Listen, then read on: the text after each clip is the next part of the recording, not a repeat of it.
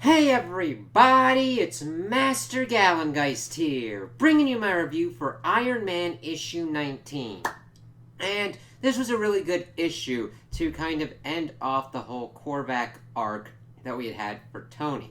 There's not really a lot of action, and it's more of a quiet issue of what happens going on. Because last we saw Korvac had broken free from his restraints from most of the, entities that kind of make sure everything on the macro level works within the Marvel Universe and is threatening to annihilate everything into nothingness to achieve his goals. Pretty much gloating at Stark and kind of getting a little bit pissed off that he keeps coming in and out of consciousness as Tony's figuring out, all this stuff that's kind of going on with him from the withdrawal from the morphine, which he's talking about is kind of different than the withdrawal that he's gone through alcohol. And then we see that he's saying that the in-betweener, the Living Tribunal, they couldn't hold him back, and that he was too driven by his absolute hatred for Tony, and that he's going to destroy every other single living thing in this godforsaken universe. And Tony's just like, okay, and then he just starts puking, and Korvac's like, what the fuck is going on with you? And Tony's like, yeah, that's kind of simple. And then he starts asking Korvac, when was the last time he was a human being and not a cyborg or an android or cosmically powered whatever. And it's really kind of cool to see the artwork of seeing what level Korvac is at now and why Tony's asking when he used to be human. And then Tony's being able, even in his adult state, to be you haven't even been born yet, have you? And that he, the 31st century is different. Being human is a curse that's suffering. The Badoon had invaded and slaughtered billions, but they didn't do that to him. He escaped the torture and murder. And then he's asking, what deal that he made to kind of get through with that. And Korvac's like, screw that shit. I'm just gonna freaking kill you now, pretty much. And then, of course, Tony, even in his fucked up state, is able to kind of hit on Korvac's pain points, being like, okay, just remember this is how you had to beat me. And he's like, what? That's been your thing since the beginning. You're smart, but you always needed more like a security blanket. Let's see, protective alien masters, android body, the world's electricity, cosmic power, always needing an ace and an advantage. And that's kind of what we're seeing both Tony and Korvac have in common with that. They needed that. And Tony hits him hard by asking him, how long have you been scared to lose? And it's yeah, that's a big thing. And it shifts from his speech bubbles being kind of erratic to being the most clear when he's hitting him with all this. And he's like, you're scared to lose from the beginning, like an ignominious death. And he's like, I get it. I wear metal just to feel okay. The armor, the metal, it's not enough. And then he thought he was full of shit with his whole crusade, and then he got some cosmic power himself. And it didn't work, it didn't fix one damn thing. And he tells him to stop hiding and be a fucking man for once, and to try it. And are you too scared? And we see this close-up of Korvac thinking, and then he lets loose the cosmic power, which is a powerful thing. It's interesting that Tony was able to kind of get through to him like this. Granted, it is beating him, but yet it's not the punching kind of way or anything like that. It's actually getting to the heart of Korvac's philosophical argument and what he's trying to accomplish, because trying to help the universe is an inherently good thing. However, you then get bogged down in what you're trying to accomplish and how you're trying to do that, and that's where it got messy, and Korvac went frickin' nutso for it. And the thing is, Tony was able to hit the pain points of him being scared, him trying to prove himself better and everything, hit him on the ego, which pretty much Hellcat was able to kind of do a similar thing. Not exactly to Tony. And then Korvac just is like, alright then, I'll just beat you as a man. And he's like, okay, Tony's in his head thinking, do I just let him kill me?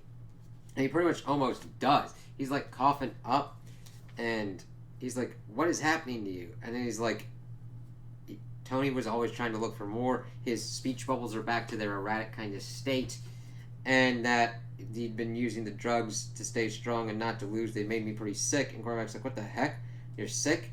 And he's like, "I'm probably gonna die if you don't kill me first." And then we see Korvac kind of thinking and trying to figure out what to do. And then he sees this kind of shooting star, and he makes his decision. And instead of killing Tony, picks him up and takes him someplace where he can get help. And Tony's like thinking, okay, I don't know why he did what he did that night. I don't know if I ever will. And for all his intellect, I don't know if Michael could tell you either. It's just that kind of right thing to do. Like, you're in a situation, and you could do a good thing, or you can do a bad thing, or you can do nothing. There's like, now granted, there's certain variations within those kind of three, but Korvac decided to do the right thing, and he probably couldn't like explain it to you that well, getting on that kind of thing that Tony's hitting. And then Tony's like, but across the universe, he's been across the universe enough times to know one thing. The cosmos feels every moment, absorbs every act, resonates with every life and every death, whether God or man, as we see that Korvac climbs up this building, and it makes it look like he's going to step off the ledge and kill himself. However, we don't know if that's what happens or not, because it's left ambiguous of what goes on with that. So we don't know what his kind of thought processes was going on there and what his ultimate decision is. I hope we kind of get something along that later on down the line. Well, I mean, there's a lot that you could do with Korvac. However, for the intents and purposes of the story that we're getting concluded here, it still works fine. You know what I mean? I don't need always clear-cut answers, but I'm always like, okay, what did he do? Why did he do that? Then we jump forward 1 week later, and we see that Hellcat has decided to drive Tony to a rehab clinic. And, of course, he thanks her for driving him, and she's like, oh, yeah, it's not a muscle car, but it's, like, faster than a Beetle. And that she's, like, thanking him for asking her to drive him, and he's like, you're my only choice. And he doesn't know how long he's going to stay, but each cycle is 28 days. I don't imagine I won't be one and done. I'm going to stay as long as it takes. And she asks him if he wants to get set up. Trust me, I know the drill at this point. I'm going to be okay. And then she gives him a hug and asks her if she minds picking him up when he's done. And she's like, I'd love to, because you're still my only choice. And we see people talking to him about getting set up and what he has to do, and that somebody left him a letter. And it's a letter from Frogman just saying that he was thinking of you and that he can do this. And it says, your friend Frogman Eugene. And it's just a really nice little thing to end. And it's a good step for Tony to do those kind of things of falling and getting back up and trying to get better.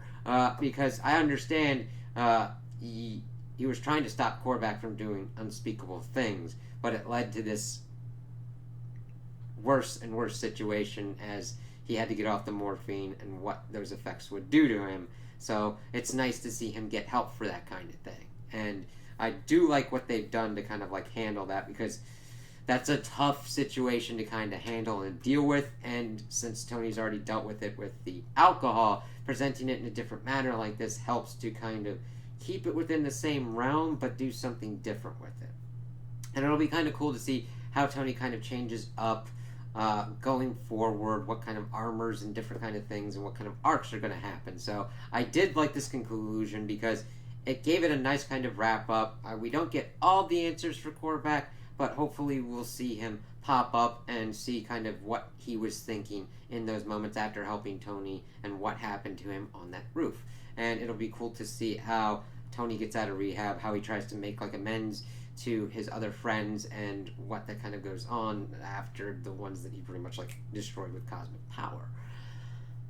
But yeah, and I like the art style and how it was able to convey everything going into this, because this was one where the art had to do more of the talking because of how you have to show what's going on between this last confrontation between Korvac and Tony at this moment. So those are my opinions on the issue. Tell me what you guys think in the comments below. If you liked it, if you didn't like it, if you agree with me, if you disagree with me. Also, like and subscribe, and I hope you have a good day.